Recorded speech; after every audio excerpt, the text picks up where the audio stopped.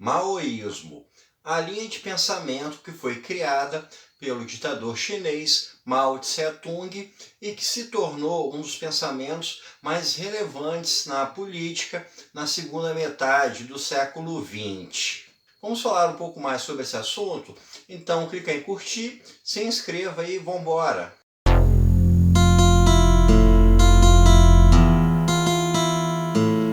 Antes da gente falar sobre o maoísmo, a gente precisa entender como é que essa concepção que é o maoísmo. São, como já disse, as ideias que vieram do Mao Tse-tung, mas essas ideias elas podem ser consideradas, a formulação delas, através de três perspectivas. Uma é através do pensamento do Mao Tse-tung, daquilo que ele pregava. A segunda é através das práticas do Mao Tse-tung, da política na China.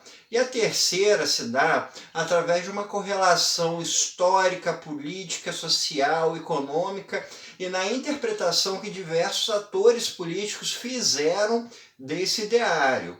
A gente tem que lembrar que após a Revolução Chinesa de 1949, muitas lideranças comunistas de diversos países foram para a China para receber treinamento tanto militar quanto ideológico e levaram esses pensamentos para os seus países. Então, é através dessa formulação que se forma esse arcabouço de conteúdos, de ideologias que é conhecido como maoísmo.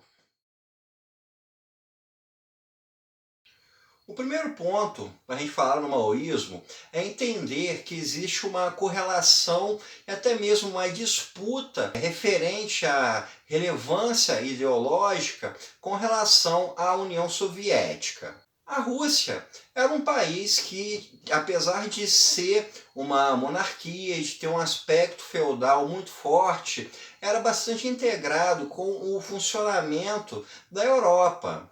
Havia uma relação das elites russas com os europeus, pensamentos europeus chegavam na Rússia, o francês era uma língua bem falada dentro das classes elitistas russas. Então, quando a União Soviética surgiu, a gente fala sobre um movimento comunista que se deu em um país que já tinha um certo grau de desenvolvimento, tanto na indústria quanto em questões de ideias e até mesmo em determinadas perspectivas sociais. Já a Revolução Chinesa ocorreu em um país que era majoritariamente agrário.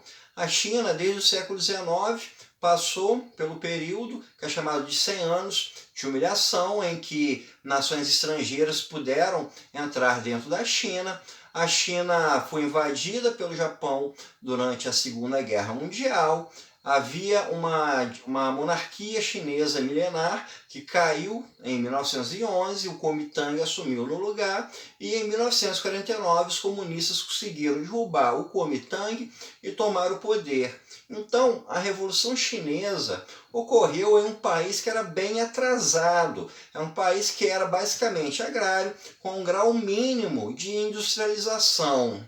Então, nessa correlação de você ter, de um lado, um pensamento russo, do leninismo, até mesmo do stalinismo, e na China com o maoísmo teve uma certa relevância maior entre os países de terceiro mundo, porque a lógica como funcionou a Revolução Comunista Chinesa se adequava mais a esses países subdesenvolvidos, ou países de terceiro mundo, países que tinham uma estrutura feudal muito forte, países que vinham de uma dominação imperialista muito forte. Tudo isso se adequava melhor a esse pensamento maoísta. O segundo ponto é o maoísmo como uma ferramenta no final da colonização e como uma ferramenta contra o imperialismo. Nas décadas de 1950 e 1960, ocorreu na África e na Ásia a independência de muitos países em relação ao imperialismo, em relação à dominação europeia. E o pensamento do maoísmo teve influência em diversos desses países, em maior ou em menor grau.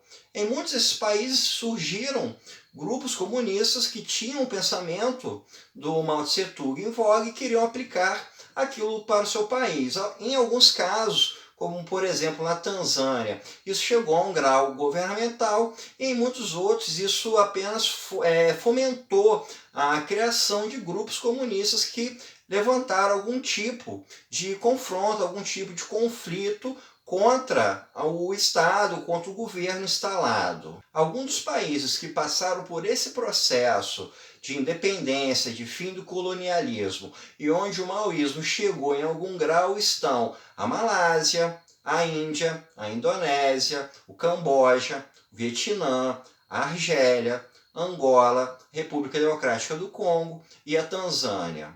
Não necessariamente esses grupos comunistas foram relevantes para o processo da independência. A gente pode pegar, por exemplo, o caso da Índia. A Índia não foi um país onde o Partido Comunista Indiano teve uma grande relevância para o processo da independência, mas existia um partido comunista, existia grupos comunistas que eram influenciados pelo maoísmo e tinham um determinado ideário relacionado à independência. O terceiro ponto é o maoísmo como uma ferramenta ou então uma estratégia para você promover o desenvolvimento econômico. Como a gente já falou, o maoísmo teve força majoritariamente em países que tinham uma estrutura agrária maior e tinham um baixo grau de desenvolvimento. Então, eram países muito atrasados em relação à Europa Ocidental e aos Estados Unidos. Na China, o Mao Tse-tung levantou uma ideia de que você deveria ter uma forte produção agrária, isso através de toda uma reformulação no modelo agrícola do país, e essa produção agrária serviria para você sustentar o desenvolvimento industrial. O Mao Tse-tung formulou o chamado Grande Salto Adiante. Na década de 1950, houve uma reformulação de toda a estrutura agrária do país, mas acabou que isso gerou um dano humano gigantesco. Como o planejamento dessa produção não foi bem realizado, isso resultou numa quantidade de milhões de chineses mortos por falta de alimentos, mortos de fome.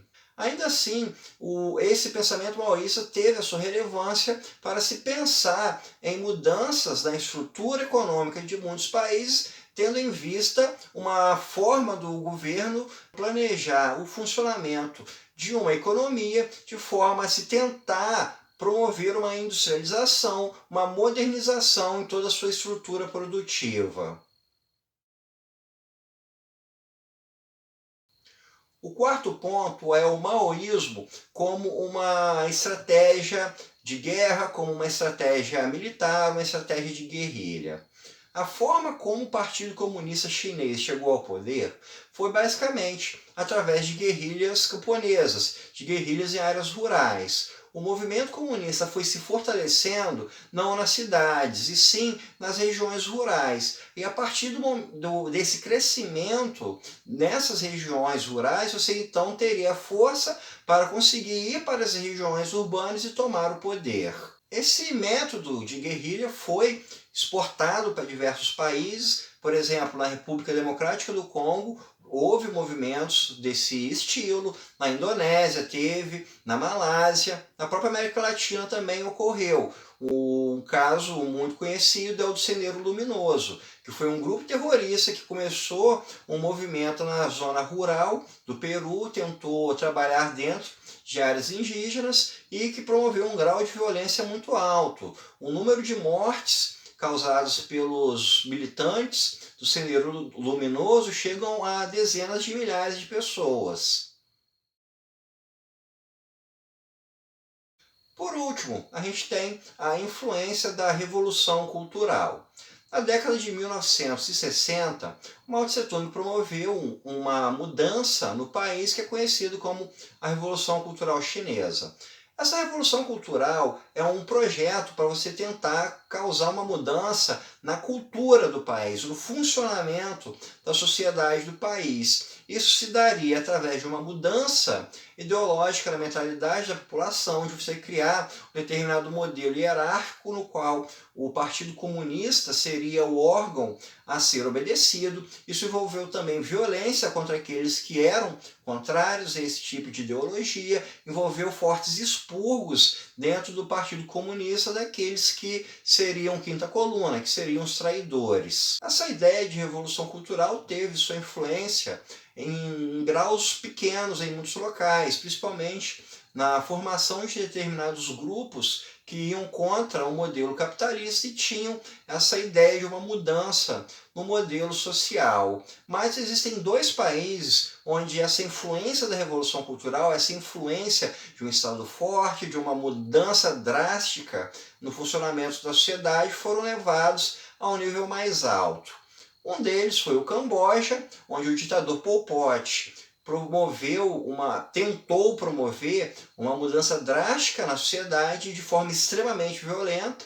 O número de mortes no regime comunista no Camboja é de milhões de pessoas, então ele promoveu uma enorme chacina no seu país. E outro caso é na Coreia do Norte, onde esse projeto foi exitoso, mudou-se de fato o funcionamento da sociedade, criou-se todo um modelo de culto ao líder, criou-se uma sociedade bastante hierarquizada, uma sociedade bastante planejada, em que a própria cultura do país, a cultura do cidadão acabou sendo moldada por influência do Partido Comunista e do ditador. Então, pessoal, isso é tudo por hoje. Espero que vocês tenham gostado e até o nosso próximo encontro.